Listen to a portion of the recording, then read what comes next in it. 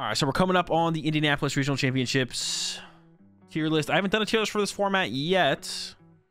But here we are. I mean, I think it goes without question. Standalone S tier deck is Charizard. So just put it up there. I don't think anything quite matches its power level. We got 4 other tiers below that to work with.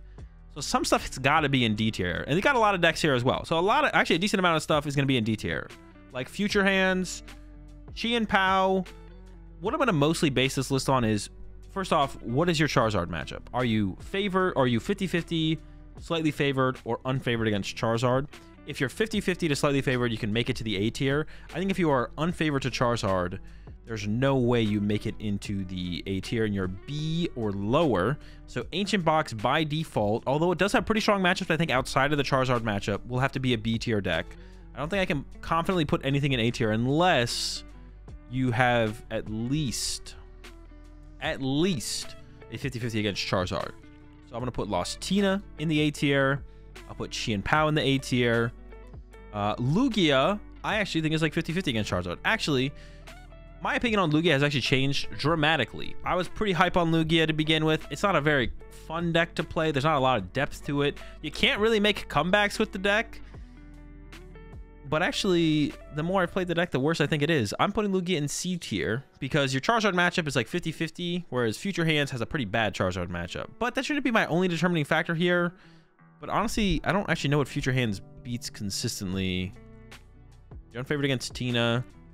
I'm pretty sure your Ancient Box matchup is close. Like, should Lugia be D? No. And Future Hands. Maybe they should... Nah, Future Hands is chalked. It's chalked. There's just no way. Moon. Charizard matchup is close. Kind of comes down to what the Moon player is playing. Kind of comes down to what the Moon player is playing more so than... Or the Charizard player is playing. If they got the Mist...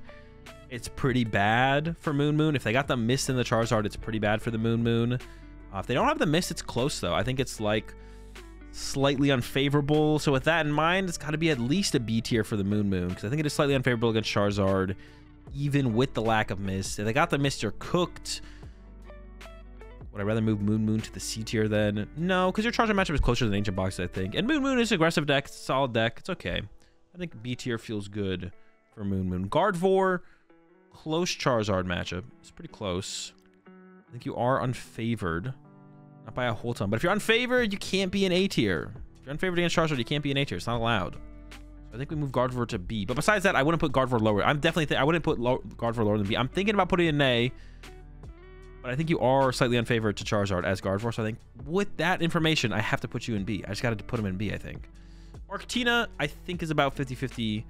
against Charizard. You got some room to tech out Arctina as well right now. There is some room to tech out Arctina for sure. I don't know if I put it over Lost Tina and Chi and Pow though. I think Arctina, because Arctina I think is unfavored into Chi and Pow and Lost Zone Tina. So I think Arctina's got to be another B tier deck. However, I do like it a little bit more than the C tier. Also, these tiers, I'm not ranking the decks in the tiers as well. These are all the A tier decks. These are all the B tier decks, C, D, so on and so forth. So, although I could theoretically rank them. I don't really want to though. Pidgeot Control, favored against Charizard, and I think that's good enough for me to put Pidgeot Control in the A tier. Yeah, I think the control is pretty good right now. You're also just like really good against just like less experienced players in tournaments. Like it just makes control like an above average play, or not above average, right? It gives some points to the deck. Now, at the end of the day, when you get to like, if you're playing for like to get towards top 8 or to win through top 8, you're gonna be playing against better players that can probably handle control a little bit better. But there is some like benefit to playing a control deck just to even get to that point to begin with, because you're gonna win a lot of games with control because people just don't know how to play against control really well. So, Pidgey Control, A tier deck. Lost Zone Box, not a ton of experience with this deck. Pedro Torres, huge fan of this deck. I respect Pedro a lot.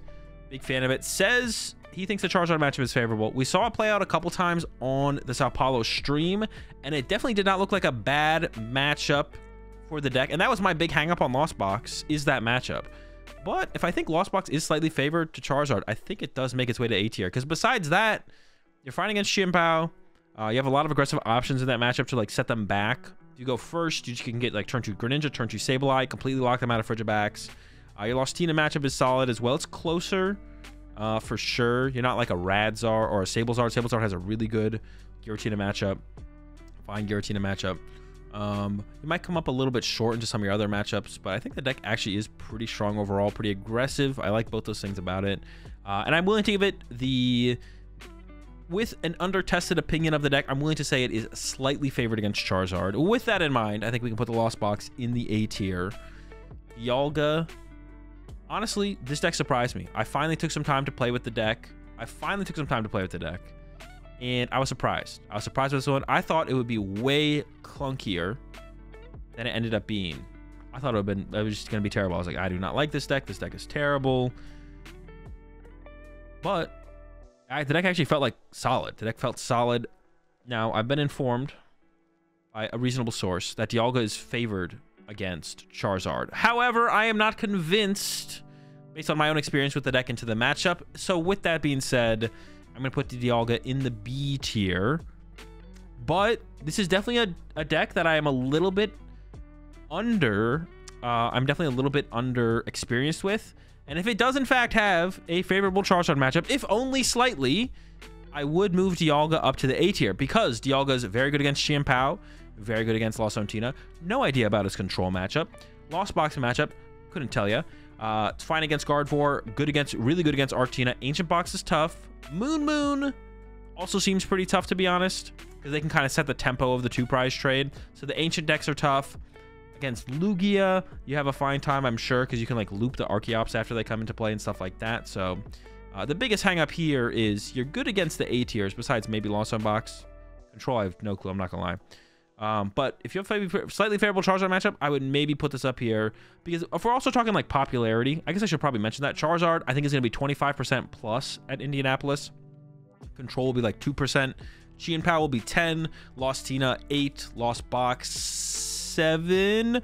Gardevoir 5 to 6. I could see 7 from Gardevoir. People like Gardevoir.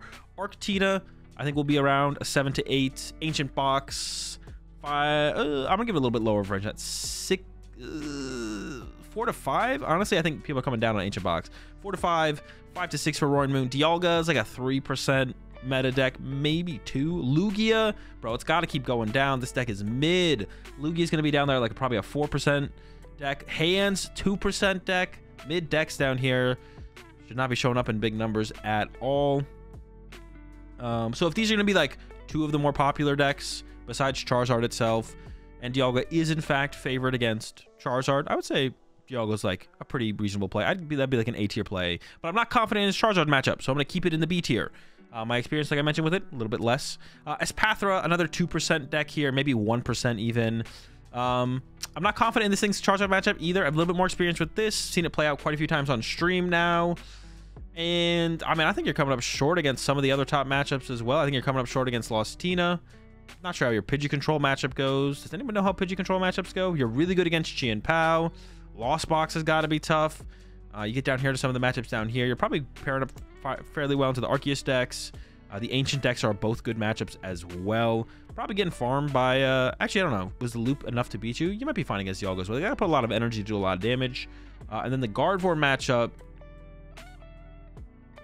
Thinking through it, you're getting cooked. I think you're getting cooked against Gardevoir. So I think Espathra belongs in the B tier. Yeah. It also struggles against Lugia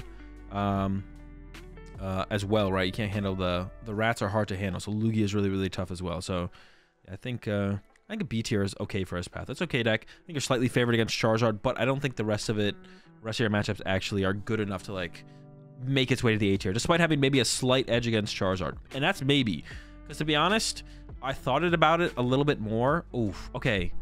Based on my thought process of that matchup, I actually might put Espathra lower. Because all you do in the Charizard matchup, it's basically Charizard against Espathra is basically Charizard against Cloth. Your main attacker is Pidgeot. And you just make a Pidgeot and you just Gust KO Zatus in the early game. After you give him the first prize card, you go, alright, counter catcher your Zatu, knock out with the Pidgeot. Boss your Zatu, knock out with the Pidgeot, make another Pidgeot. This Pidgeot, same thing, give me the Zatus. And then you eventually get to the point where they've drawn enough prize cards where Charizard one-hit KOs something.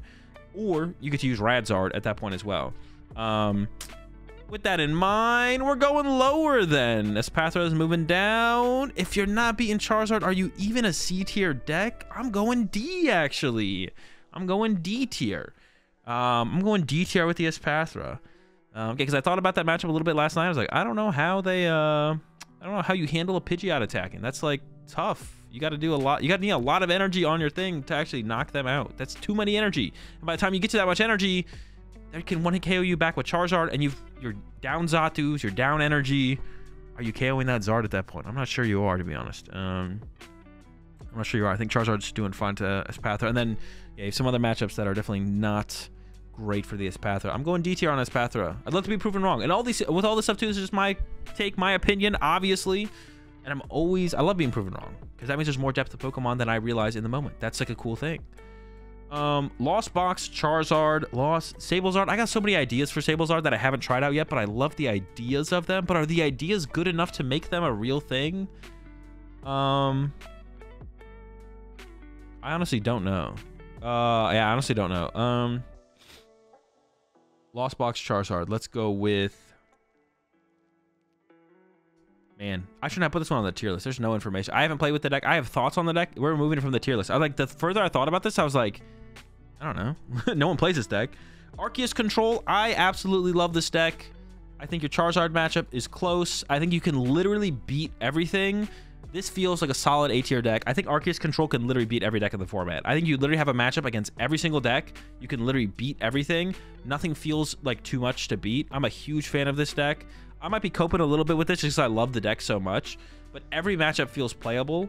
There's a couple adjustments I would make to Marco Cifuentes' list, but that's a great starting point. Second Team Devo, maybe. Second Terran's Kara, the ones that come to mind initially.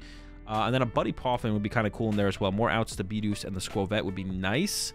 But yeah, Arceus Control is sick. The deck is super cool. And my experience with the deck is you can literally beat everything. And not like if I get lucky or get fortunate. It's like the deck has solid game plans into pretty much every single matchup, which is just super dope. That's the kind of deck. It almost feels like a Lost Tina in that sense in terms of matchup spread. It's like we got solid game plans into every single matchup. Will they happen? I don't know, but you know, we can tackle it all. So you love it. Also, it's a deck that a lot of people, once again, kind of talking about to control. Now, I don't like picking decks just for this reason, of course, but the inexperience and unpredictability as far as people's experience with the deck. People aren't going to be super experienced against Arceus Control. You're going to have a little bit of a leg up against a majority of your opponents at a major tournament. So that's not like a reason to play a deck for sure, but it does mean it's going to be a little bit easier to get through a couple of your earlier rounds. You know, you'll sneak some wins out there because people have no idea what your deck plays or what you're planning to do. Similar to a Pidgeot Control deck, you can have that little bit of an advantage. So I like it for that reason as well. Not why I would 100% pick a deck, but, you know, it's a cool little benefit of playing something a little bit more off meta. And yeah, I think it's a solid tier list. I think I did pretty well here.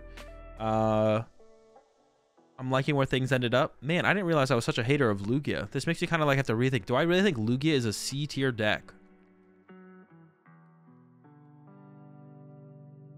It can't be C tier for the way I have this laid out. It can't be, right? It has to be a B tier. Lugia has to be a B tier, which means Espathra is C, and then Hands is the only D tier deck, or is Hands C and Espathra is the only D tier deck, actually. Maybe one of these decks actually has to come down a little bit. No, I think Lugia's got to be up in B. The more I think about it, it's like, all right, your Charizard's 50-50. You're inconsistent. Your Chi and Pow matchup is tough. Your Lost Tina matchup is favorable, though. Lost Zone Box, I'm assuming that's unfavorable. They have a lot of options in that matchup. Your Gardevoir matchup is bad. Got a good Arctina matchup. Your Dialga matchup is bad. Your Ancient Box matchup is unfavorable, I want to say. Same thing with your Moon matchup. Oh, those ones are close, maybe. Ancient Box is definitely unfavorable, I think, but you're just more, you're like, yeah, that means like if you both set up, if Lugia sets up fine against Ancient Box, it's like, okay, who hit first for the most part? But Lugia is less consistent than Ancient Box, so yeah, it's unfavorable. Maybe this is actually how it goes though, because like I don't want to put Moon. I don't want to put Moon or Ancient Box down with Future Box or Espathra. But then I'm also thinking, is Espathra that far from Future Box, or Future Box that far from Espathra in terms of power? I mean, like I said, I'm not a huge fan of Future Hands, but maybe it's better than Espathra. Maybe Espathra is the only D tier deck. Is this where I've come to? Thinking through it a little bit more, what would I rather play though, Future Hands or Espathra? I'd rather play Espathra. Like, it's all about the Charizard matchup. The first criteria for decks is the Charizard matchup, and Espathra has a way better Charizard matchup than Future Hands, for sure. It might not be favorable. It might be like 50-50, but I definitely would rather play Espathra than future hands. So I think that with that in mind, it's Pathra in C, future hands in D. Lock it up. This is it.